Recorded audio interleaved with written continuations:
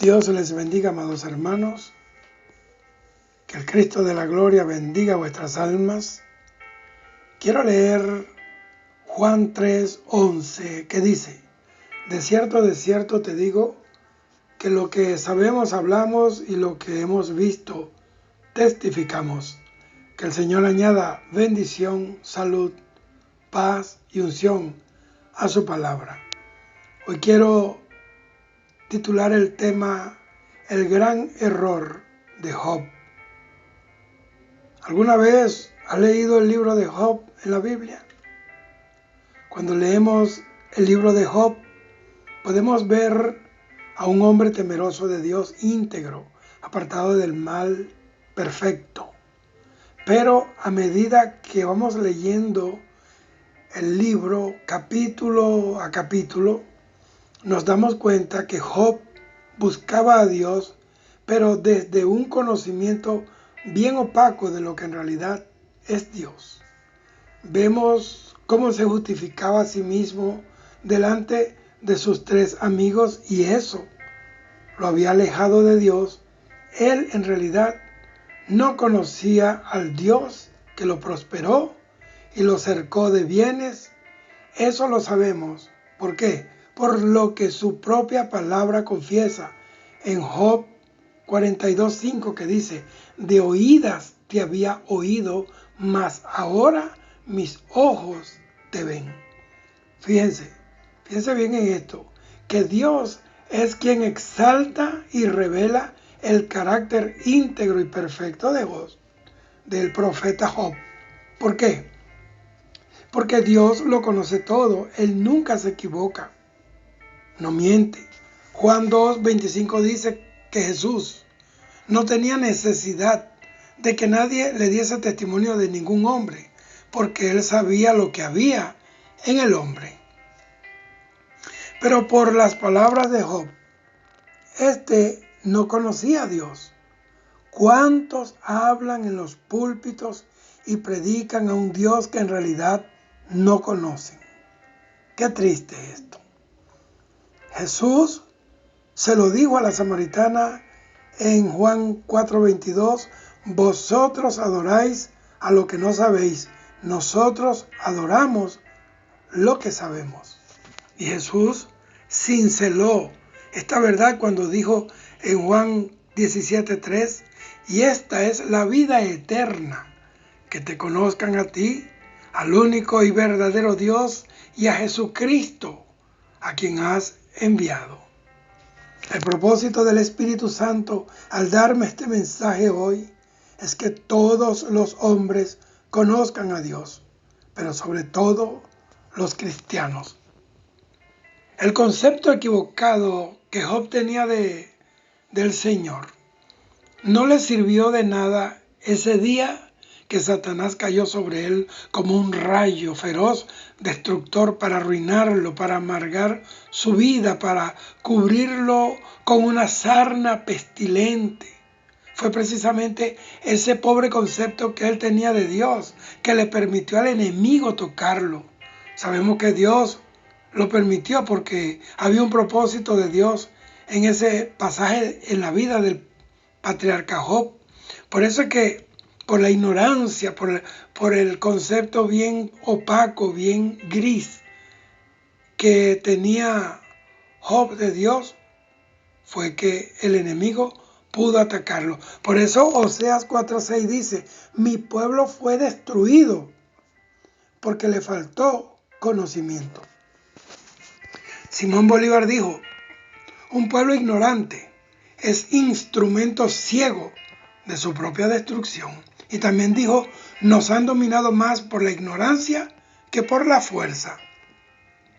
Job vivía en un continuo temor en relación a sus hijos, que eran bien parranderos, y no solamente ellos, sino que arrastraban a sus tres hermanas a la farra que tenían cada día en cada una de las casas de los hijos de Job.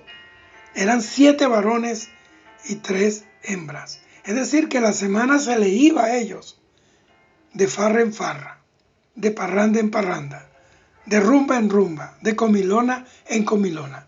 Y Satanás sabía que la ignorancia de Job era una puerta que él tenía al frente.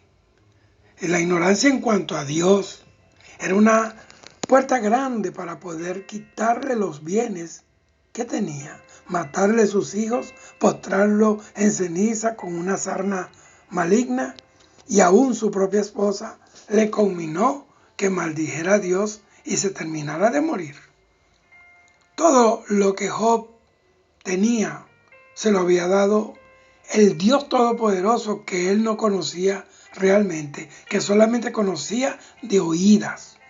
Pero Dios, en medio de su prueba, él protegió a Job en todo el camino de su autojustificación, hasta ese día en que se le reveló tal y cual es él. En el capítulo 38 de Job, personalmente, él trató con la autojustificación de Job, hasta que en el capítulo 42, Job recibió la revelación divina de quién es realmente Dios. Asimismo, Dios ha guardado a tantos de no morir mientras nadaban en el pecado, hasta ese día en que el Espíritu Santo abrió sus ojos, les redarguyó de pecado, rompió sus cadenas, les hizo nacer de nuevo, y hoy ya no están echados en ceniza, sino vestidos de gala, sirviendo a un Dios amoroso que tiene propósito para todos los hombres. Dios tiene propósito para ti. Dios es un Dios de propósito. Lamentaciones 3:22 y 23 dice: por la misericordia de Jehová no hemos sido consumidos, porque nunca decayeron sus misericordias. Nuevas son cada mañana, grande es tu fidelidad. Todo esto obra en la soberanía de Dios, pero eso no quiere decir que tú, que me oyes a esta hora, vas a seguir nadando en los charcos del pecado, porque Dios hará contigo como hizo con Job. Muchos están en el infierno para siempre perdidos por haberse dejado engañar del enemigo. La Biblia dice: hoy es el día de salvación, así que escapa por tu vida mientras tienes aliento en tus narices. Mientras Job estuvo viviendo en su mal concepto en cuanto a Dios, el diablo tenía jurisdicción en su vida para oprimirlo, hasta el día en que Job vio a Dios con los ojos del Espíritu y dijo: mas ahora mis ojos te ven. Fue a partir de esa revelación de Dios que se detuvo la destrucción en la vida de él, y Dios le restituyó al doble lo que el diablo le destruyó. ¿Sabe por qué recibió el doble? Porque Job, a partir de ese momento, llegó a ser el primogénito de Dios en esa generación que no conocía a Dios. Porque si Job, que era perfecto, según Dios, que lo dijo, y con todo y eso no conocía a Dios, imagínese los otros hombres cómo serían. La herencia del primogénito está en Deuteronomio 21:17. Ahora, como ya conocemos el contexto histórico de Job, podemos decir que el libro de Job trata de una imagen abstracta, distorsionada, que Job tenía de Dios. Creo que Job llegaría a creer que los bienes de que estaba rodeado, él se los merecía. Eso es el vivo espíritu de la religión, que basa su fe en obras, en ritos y en tradiciones que están muy lejos de agradar a Dios. Satanás siempre intentará destruir a los hombres basándose en la culpabilidad, atormentándolos hasta volverlos locos. En el caso de Job, eso fue posible por la mala imagen que éste tenía de Dios. A Job lo veo como un religioso, Hablaba de Dios, cantaba a Dios, creía en Dios, pero no lo conocía. A Dios no se conoce a través de la religión, ni del rito, ni de la tradición. A Dios se conoce a través de su palabra, de rasgar su alma y el espíritu, de humillarse hasta el polvo y de reconocer la grandeza de Dios a la vez que estamos reconociendo nuestra propia bajeza. La mayoría de las religiones y de los religiosos tienen a personas engañadas por la ignorancia de la palabra de Dios y por su negligencia en buscar una verdadera intimidad con Dios. Hay quienes se conforman con lo que le enseñan desde un altar, desde un púlpito, pero no buscan a Dios para que Dios les revele si es así o si no es así. Y hoy, ¿qué puedo decirle a los Jobs de estos días finales? Hoy estamos a 30 de enero 2022. Esos que basan su fe en guardar ritos, costumbres y tradiciones que no llevan al hombre a un encuentro real con Dios. Dios no ha cambiado. Él es el mismo ayer, hoy y siempre. Él no quiere que tú lo sigas conociendo así como lo conocía Job, solo de oídas. Dios quiere que tengas una verdadera revelación de quién es Él. Así entenderás quién eres tú también en Él y para Él. Revelación está más allá de los sentidos humanos. Revelación viene del hebreo galá, que es descubrir o arrancar algo y traerlo al frente. Y del griego fanerón, que quiere decir manifestar o presentar algo. El propósito de la revelación es que todos lleguemos a conocer a Dios en una forma personal, real, estrecha. Por eso el cristianismo es, si quiere entenderlo así, una religión revelada, aunque uso el término religión para ubicarnos en el espacio de una sociedad que no puede entender lo que es una comunidad de fe fundada por Jesucristo y que desde que Jesucristo subió a la diestra del Padre está bajo el cuidado del Espíritu Santo, el Espíritu de Dios. El cristianismo está basado en la autorrevelación de Dios. En el Antiguo Testamento el Padre dijo, yo soy. Y en el Nuevo Testamento Jesús dijo, yo soy. Jesucristo es el camino, es la verdad y es la vida. Israel siempre tuvo la imagen de Jesús, del Mesías prometido en el Antiguo Testamento. Lo tenían en el tabernáculo, en los utensilios sagrados, en los sacrificios expiatorios, en el altar de bronce, en los panes de la proposición, en el arca del pacto, en los colores de la puerta, pero no lo conocieron. Estaban como Job, no lo conocían, no lo conocieron. Él estaba oculto, pero en el Nuevo Testamento fue revelado, como lo dice Juan 1:14. Y aquel verbo fue hecho carne y habitó entre nosotros y vimos su gloria, gloria como la del unigénito del Padre, lleno de gracia y de verdad. Él es la palabra. Su persona está regada desde el Génesis hasta Apocalipsis. La Biblia es el testamento de Dios para los hombres. ¿De qué se trata un testamento? Se trata de la herencia, y nuestra herencia es la vida eterna que nos dio Jesucristo por medio de su muerte en la cruz. Pero que se hace esa herencia válida en su resurrección, porque si Jesús no hubiera resucitado, nosotros seríamos una religión más de las que tienen un Dios muerto que no vive y que no está con ellos.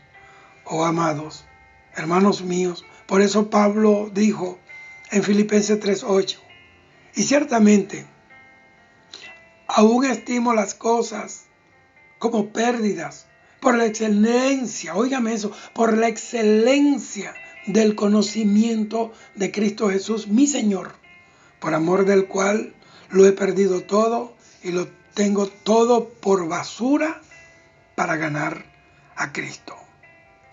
Job recibió una doble porción. Eliseo recibió una doble porción. Pero mi doble porción se llama Jesús. ¿Sabe por qué es doble? Porque el que tiene al Hijo también tiene al Padre que lo envió.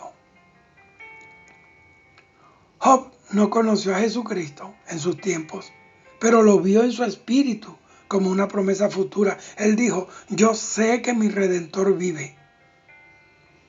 Yo sé que mi Redentor vive. ¿Quién es un Redentor? El que nos redimió, nuestro Redentor. Se llama Jesucristo. Y al fin se levantará sobre el polvo. Esto hablaba de la resurrección de Jesucristo de entre los muertos. Pero nosotros tenemos al Señor no como una promesa para el futuro. Él está con nosotros todos los días de nuestra vida hasta el fin del mundo.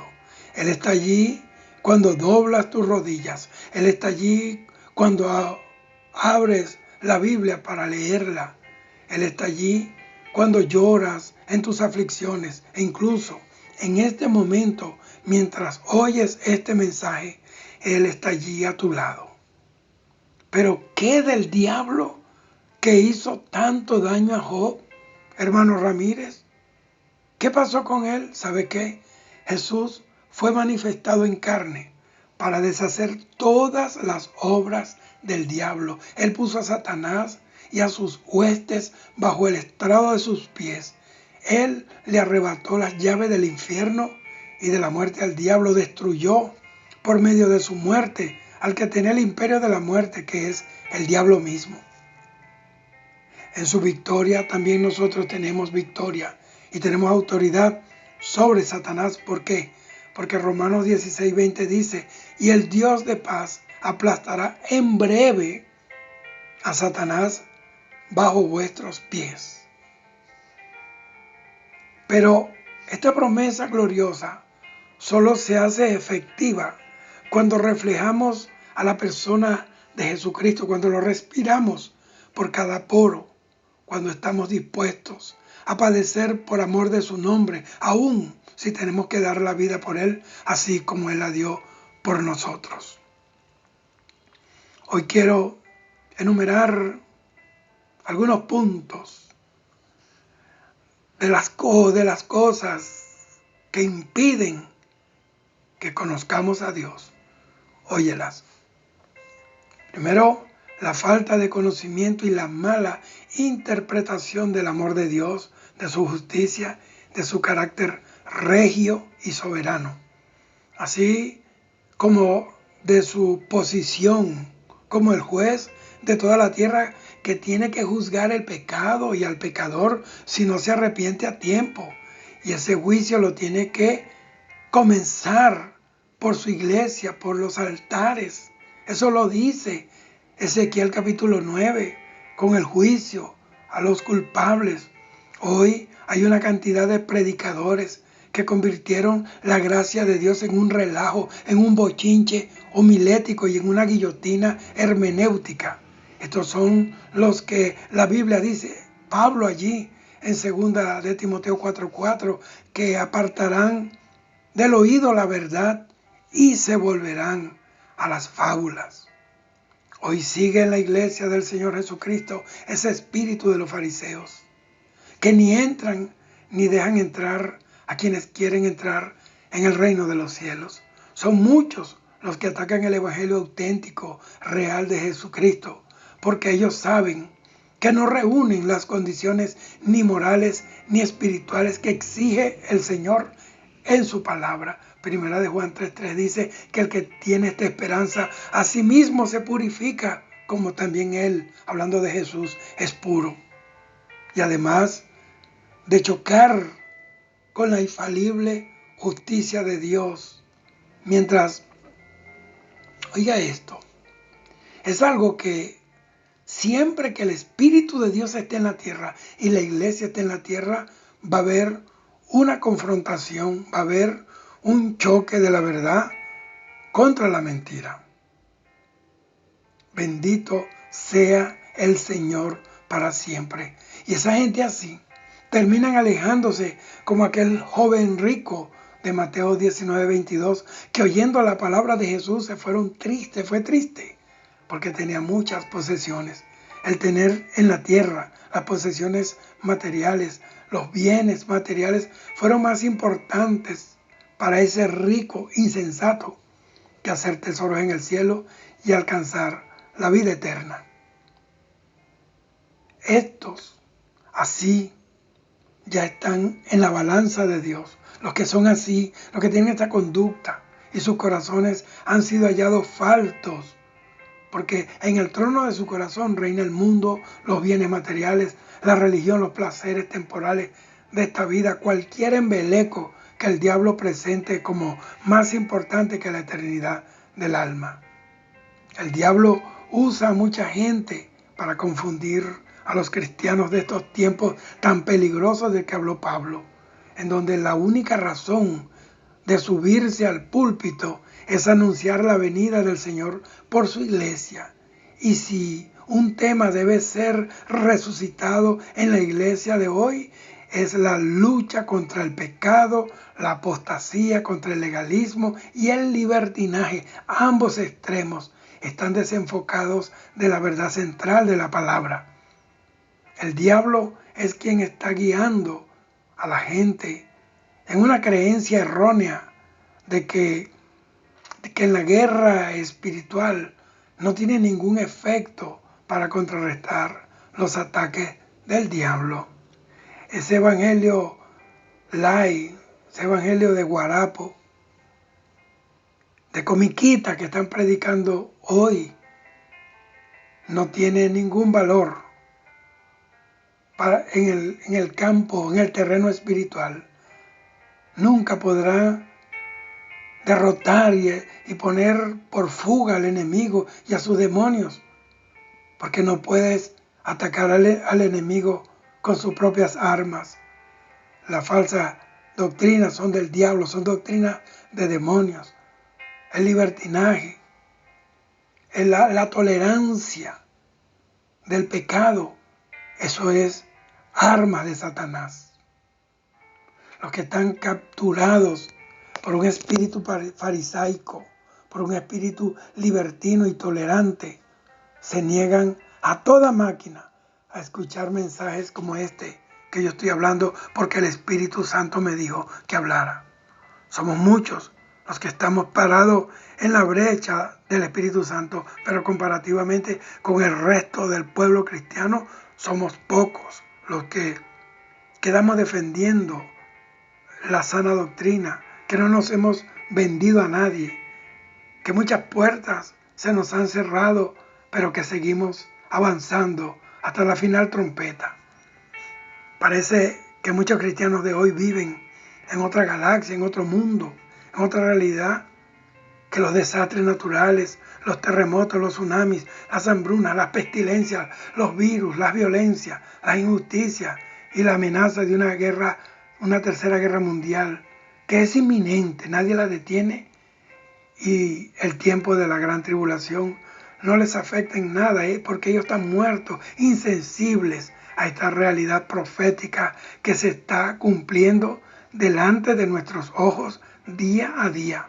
Por eso yo seguiré cumpliendo con lo que el Espíritu Santo me dio de seguir alertando al mundo de los juicios que pronto caerán sobre la tierra y a la iglesia de Jesucristo para que se prepare, porque los pasos del Señor ya se oyen en el cielo. Él viene por su pueblo que le espera con temor y con temblor. Esta puede ser quizás tu última oportunidad de oír un mensaje de arrepentimiento. Aprovéchalo, amigo amado. Y usted, hermano, hermana, camine en santidad y en pureza delante del Señor. Sin santidad y sin paz nadie le verá. No te quedes en la gran tribulación. Este mundo no vale la pena, ningún deleite. No puedes cambiar la vida eterna por un rato de diversión o de pecado con nadie. No pierdas tu alma, no te vayas al infierno, porque el Señor Jesucristo pagó el precio para llevarte al cielo. No desprecies el amor de Jesucristo. Esto me lo habló el Espíritu de Dios. Y siempre que esté aquí, voy a hablar lo que el Espíritu Santo diga. Voy a decir así dice el Señor. Porque siempre y cuando ese así dice el Señor esté en línea con la palabra de Dios, que es la profecía más segura, yo sabré que estoy en las manos de Dios. Sabré que soy un shofar en las manos de Dios, que soy una trompeta. Y quiero seguir siendo una trompeta en las manos del Espíritu Santo, una lámpara que alumbre en este mundo lleno de tinieblas. Quiero seguir siendo sal de la tierra para afectar este mundo que no conoce a Dios. Vamos a orar. Padre, yo te doy gracias, Señor, por este mensaje. Yo te pido, Padre, ten misericordia de todos nosotros una vez más. Una vez más, Padre. Señor, que no nos salgamos de debajo de tu mano derecha. Que tus sombras repose sobre cada uno de nosotros. Ayúdanos, Padre. Pon colirio en los ojos de tu pueblo para que vean que el mundo llegó al fin, que el tiempo se acaba, que el tiempo es corto, que hay que correr y escapar por la vida.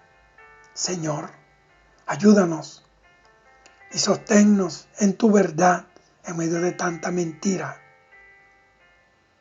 Y esperarte como la esposa espera a su esposo. Gracias, mi Señor amado. Desde lo profundo de mi corazón, te brindo, Padre, mi alabanza y mi gratitud. Aún la eternidad no bastará para decirte gracias. Para decirte gracias, Señor.